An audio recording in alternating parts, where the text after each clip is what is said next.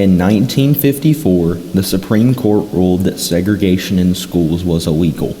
It wasn't until 1957 that 9 teens would become a beacon of hope for the cause of integration. These 9 students broke through the integration barrier and opened the door for the country to follow. Brown v. Board of Education was a landmark case ruling that segregated schools were unequal. It was a unanimous rule that it was unequal and that it needed to change urgently. Another concern was the feeling of inferiority and how it affected the minds of the African American students. With the ruling in favor of integration, on May 17, 1954, segregation in schools became unconstitutional. These brave freedom fighters endured harassment and abuse from their white peers and had to be escorted to their classes by military guards. The Little Rock Nine did not have any classes together. None of the 9 students were allowed to participate in extracurricular activities, but still they returned to school every day to persist in obtaining an equal education. It was a long and hard road to integrate schools, but on September 29, 1957, it finally happened. The NAACP had been recruiting students who were willing to integrate for a while. Daisy Bates had a key role in that process. Daisy Bates was also the leader of the Arkansas chapter of the NAACP, and she was responsible for the 9 African American students. She became very involved in school and taught the teens tactics to avoid violence when it arose. If it wasn't for Daisy Bates, the eventual success of this project may not have ever come. With her guidance, direction, wisdom, and overall experience with fighting white supremacy, she had proved to be priceless for the battles to come. If it was not for the escort of the military, then the students may not have been able to enter the high school at all. When they first arrived on September 4th, they were battered with objects of all shapes and sizes. Eventually, after they got through the hate speech and stuff being thrown at them, they entered the high school 2 weeks later. This group of 9 students eventually became known as the Little Rock Nine. Even though that segregation in schools was deemed unconstitutional, the students were still met with an incredible amount of animosity. Even though that segregation in schools was deemed unconstitutional, the students were still met with an incredible amount of animosity.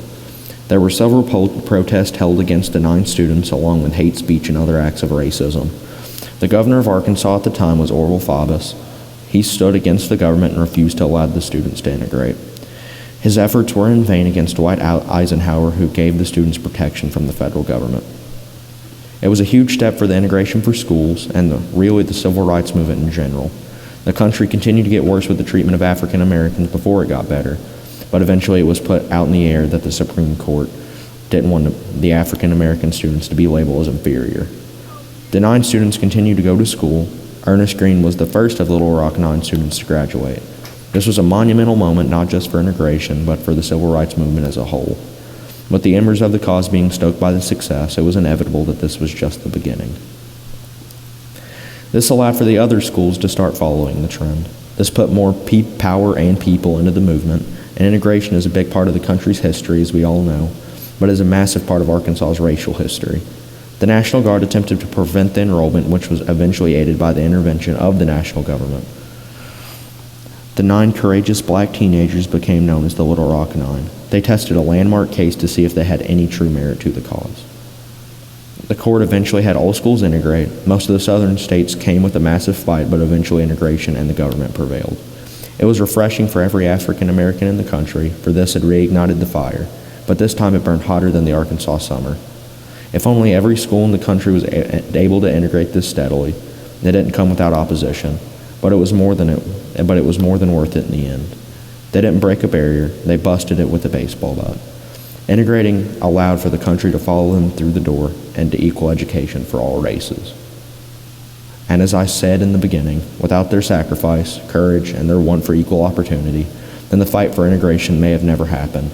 From the landmark court case to the classroom, it was a fight. Then it all paid off in 1958 when the first African American students graduated in Arkansas. Now the Little Rock Nine, we all know, it was a very, very, very important event for the country, for the state, just in that community.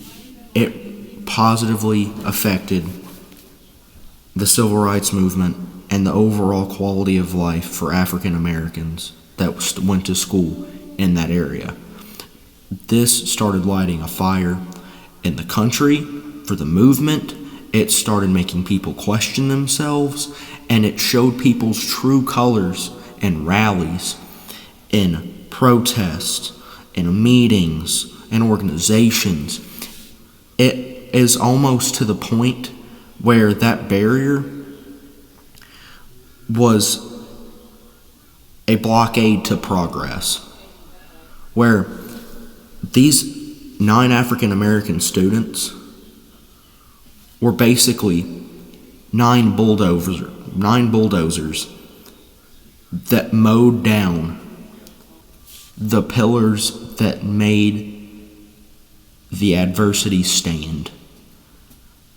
To me, it is incredible that such a small group with such massive support could have that much effect on the community and on the country as a whole.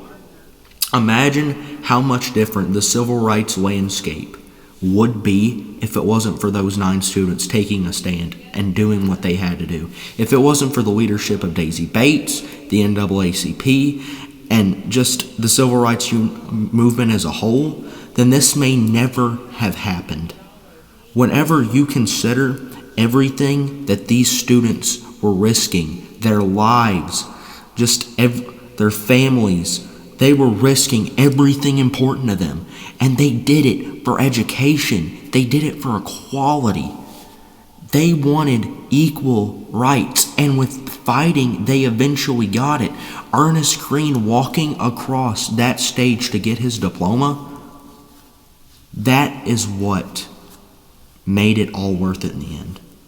Those students getting their diplomas, going on leading successful lives, and paving the way for other students to get there. That is what it was all about from the start. It's a shame that people didn't understand the cause sooner, but sometimes things just don't happen that way.